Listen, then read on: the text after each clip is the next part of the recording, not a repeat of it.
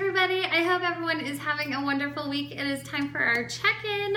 I have gone back to using my phone as a recorder because I cannot figure out this computer. It's a little ancient and it has a camera on it, but I just don't know how to get it to work for me like this. So anyway, I wanted to check in with you guys, and let's start off by sending some love out into the world.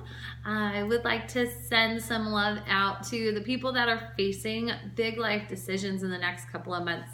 Mother's Day, Father's Day, and then graduation are big times of year where we're all faced with big decisions. I know it was Mother's Day 10 years ago that 11 years ago, that we decided to have our first baby. And so it always kind of comes up in my brain that this is a very important time of year. And then on top of that, you have students that are finishing up junior high, high school, college, master's programs, trying to figure out what the next step in their life is, and whether it's going to a tech school, a trade school, into upper level college classes, or even to finish going to college. Is it even worth your time and your money? And then family planning and reconnecting with people or not reconnecting with people. There's so many life decisions that I can always think of around this time of year. So I would like for all of us to just send some love out to the people that we know that are facing big life decisions. And if you are yourself, my heart goes out to you. It's so rough. We all live such crazy and complex lives, and separate from each other, we're incredible, resilient people. And so all my love to you guys.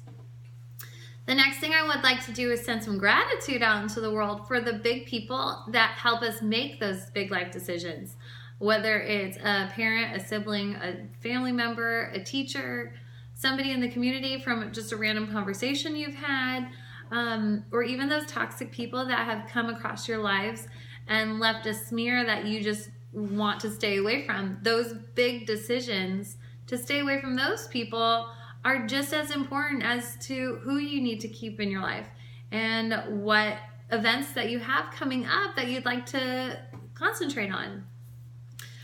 So let's send some gratitude even to the turds that are out there, because they are just as important as the diamonds that we keep close and dear to us.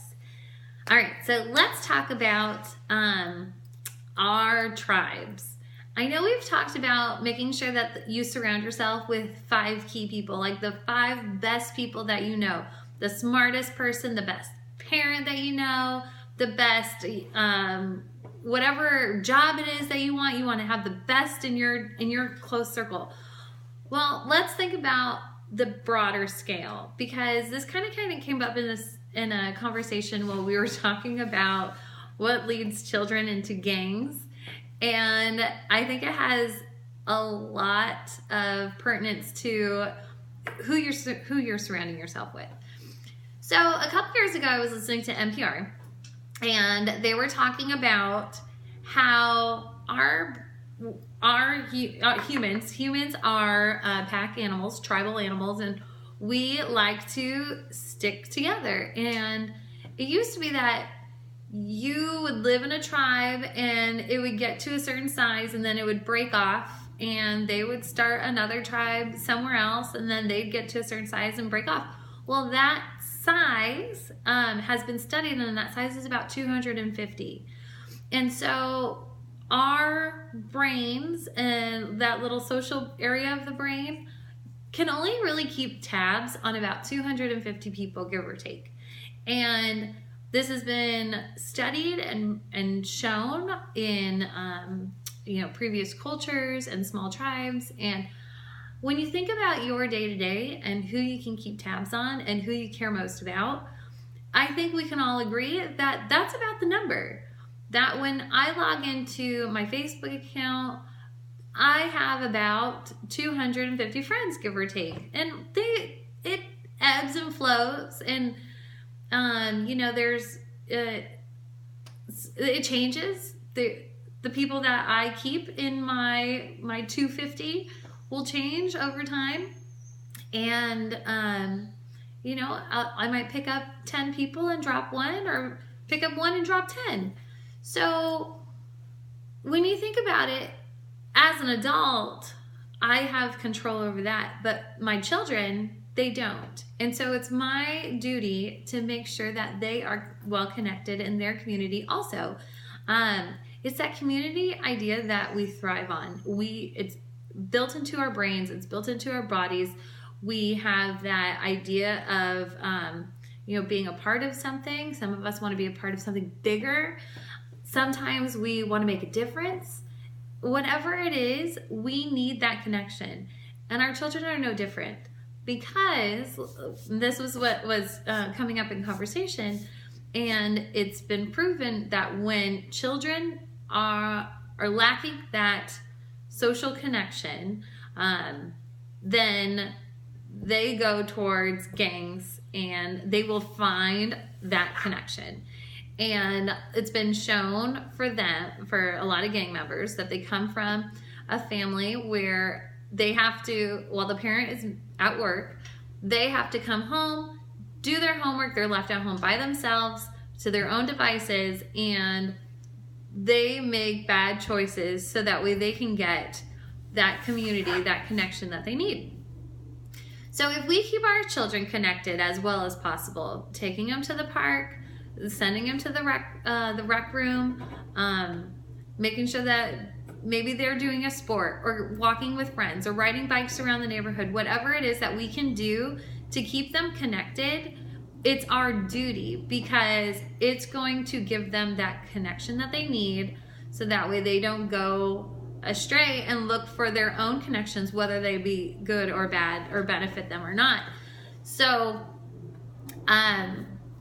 thinking about how complex we all are, I think it's really important that we build those relationships alongside of our children, so that way they can see healthy, productive relationships, and how to keep them going, and when to let them go, because that's just as important. Sometimes friendships run their course and they just let go, and that's perfectly fine.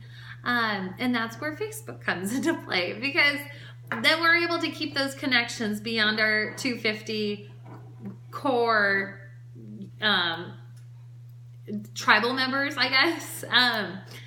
And then you can kind of keep tabs on them and check in every once in a while, like, hey, I haven't seen you since catechism in 4th grade, and I thought you were nice back then. And you're able to kind of reconnect for just a moment. Or you guys all know what Facebook is for. I don't even know why I'm trying to explain it. So anyways, I think that it's really, really important that we teach our kids how to stay connected, and not via social media, but in person, along with other ways.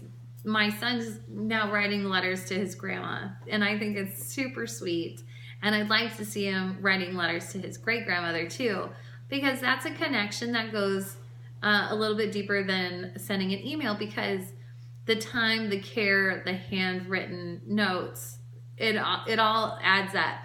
And that idea, that connection from having something physical to touch, even if it is just a letter, it's so much closer or more personal than an email. It's, something that'll that's reminiscent of that person. So anyways, I just wanted to touch base about this, because I think it's really, really important when we're talking about how our kids don't understand a value or a moral or an objective that we think is detrimental to their upbringing, and yet we don't display it for them. And so creating those connections and being part of a community and having friends, and even if you could count your friends on one hand, you're blessed, and our children should be able to do the same thing, because let's face it, your classmates are not always your friends, and it's irresponsible for us to think so. And we should all expect our children to also have those 5 key friends that they can count on one hand. So just think about it. Take time and think about it.